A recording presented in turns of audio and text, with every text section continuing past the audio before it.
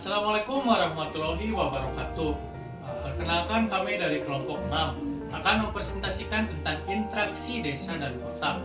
Ada saya Raffi Fadilah, ada Muhammad Hardi Fadilah, Muhammad Gifli Mubarok, Elga Herlangga, dan Kio Sofian. Selamat menyaksikan. Yang pertama ada perbedaan desa dan kota. Nah, perbedaan desa dan kota itu, yang pertama, desa adalah wilayah yang jumlah penduduknya kurang dari 2.500 jiwa dan kebiasaan hidup masih sangat tergantung pada alam. Karakteristiknya game inscribe, gotong royong, homogen, toleransi kuat, proses sosialnya yang lambat.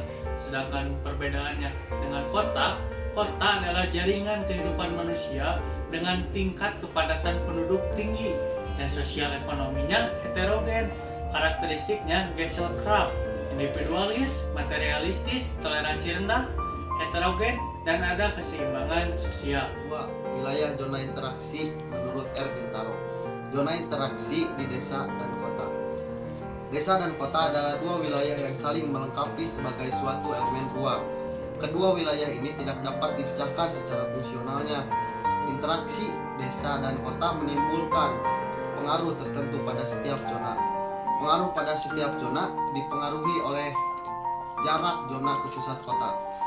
Maka jauh dari pusat kota, maka interaksinya semakin lemah. Menurut R. Bintaro, wilayah zona dan desa terbagi 6 bagian, yaitu wilayah zona interaksi menurut R. Bintaro terbagi menjadi 6 zona, yaitu yang pertama, city. City identik dengan kota atau pusat kegiatan. Kota adalah tempat semua aktivitas manusia berkumpul dan menjadi ajang utama dalam perputaran ekonomi. Yang kedua ada suburban. Suburban atau subdaerah perkotaan adalah wilayah yang lokasinya dekat dengan pusat kota. Wilayah suburban menjadi tempat tinggal para pengelaju atau pekerja yang melakukan mobilitas setiap hari ke kota. Yang ketiga ada suburban fringe, adalah wilayah yang melingkari wilayah suburban. Wilayah ini merupakan daerah peralihan antara kota dengan desa. Dan yang keempat ada urban fringe atau daerah perkotaan terluar, adalah wilayah batas terluar suatu kota dengan ciri sifat mirip dengan wilayah kota kecuali inti kota. Dan yang kelima ada rural urban fringe atau daerah batas desa dan kota, ialah jalur wilayah yang terletak antara kota dan desa yang dicirikan dengan penggunaan lahan campuran antara sektor pertanian dan non pertanian. Dan yang terakhir ada rural atau perdesaan, ialah suatu wilayah yang menitik beratkan pada sektor pertanian atau kehidupan agraris. Yang selanjutnya ada pengertian interaksi desa dan kota. Pengertian interaksi desa dan kota diartikan sebagai hubungan timbal balik antara desa dan kota, di mana di dalamnya terjadi hubungan saling mempengaruhi, sehingga dapat menimbulkan kenampakan dan permasalahan baru, gejala-gejala sosial baik yang terjadi secara langsung maupun secara tidak langsung. Manfaat interaksi desa dengan kota. Yang pertama, meningkatkan hubungan sosial ekonomi antara penduduk desa dan kota, di mana berkat hubungan ini akan terjalin kerjasama dan saling memenuhi kebutuhan penduduk desa maupun kota. Yang kedua, pengetahuan penduduk desa meningkat, karena di perkotaan sudah identik dengan teknologi modern.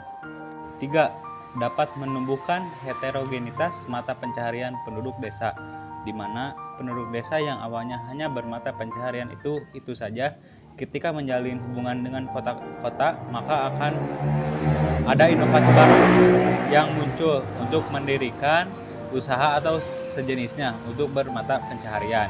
4. Menumbuhkan arti penting pendidikan untuk penduduk desa, karena mayoritas di desa itu lebih berorientasi kepada pekerjaan, maka seringlah arti pendidikan dikesampingkan.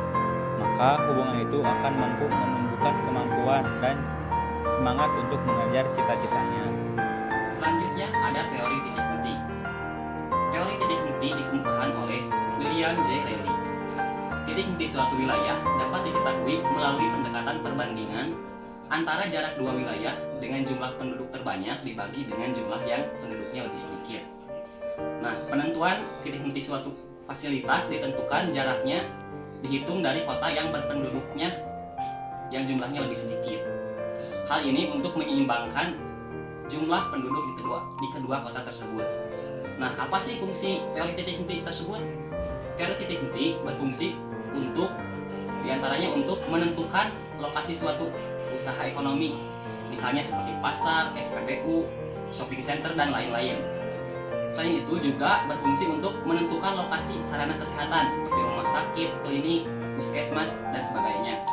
Dan juga untuk lokasi sarana pendidikan, misalnya seperti sekolah, kampus, dan lain-lain. Berikut adalah rumus titik henti, yaitu D dibagi 1 plus akar PA per PB, di mana D merupakan jarak antara kota A dan kota B. PA merupakan jumlah penduduk yang lebih besar, sedangkan PB merupakan jumlah penduduk kota yang lebih sedikit dibanding yang besar tadi. Agar lebih paham terhadap teori titik henti, mari kita jawab contoh soal berikut. Saya bacakan soalnya. Kota A berpenduduk 320.000 jiwa dan kota B berpenduduk 20.000 jiwa. Jarak kedua kota tersebut adalah 25 km. Pendirian rumah sakit di antara kedua kota tersebut yang paling tepat adalah pada jarak. Nah, itu dia soalnya. Untuk menjawabnya, kita tulis dulu apa poin penting dari soal tersebut. Kita tulis ya, diketahui PA-nya yaitu 320.000 dan PB 20.000, sedangkan D adalah 25 km. Nah, kemudian yang diketahui tadi substitusikan terhadap rumus tadi. Yang rumusnya TH sama dengan D dibagi 1 ditambah akar PA per PB. Nah, substitusikan, D-nya diganti dengan 25, PA-nya diganti dengan 320.000, dan PB-nya diganti dengan 20.000. Jadi 25 dibagi 1 plus akar 320.000 dibagi 20.000. Jadi 25 dibagi 1 akar 320.000 dibagi 20.000 itu sama dengan akar 16. Dan akar 16 itu adalah 4. Jadi 25 dibagi 1 tambah 4. 1 tambah 4 adalah 5. Isinya adalah 25 dibagi 5. Dan hasilnya adalah 5. Jadi titik henti kedua kota tersebut adalah 5 km. Kota dengan penduduk yang lebih sedikit adalah kota B. Jadi pendirian rumah sakit yang tepat berada pada jarak 5 km dari kota B. Sekian presentasi dari kelompok kami. Mohon maaf apabila masih terdapat banyak kesalahan. Assalamualaikum warahmatullahi wabarakatuh.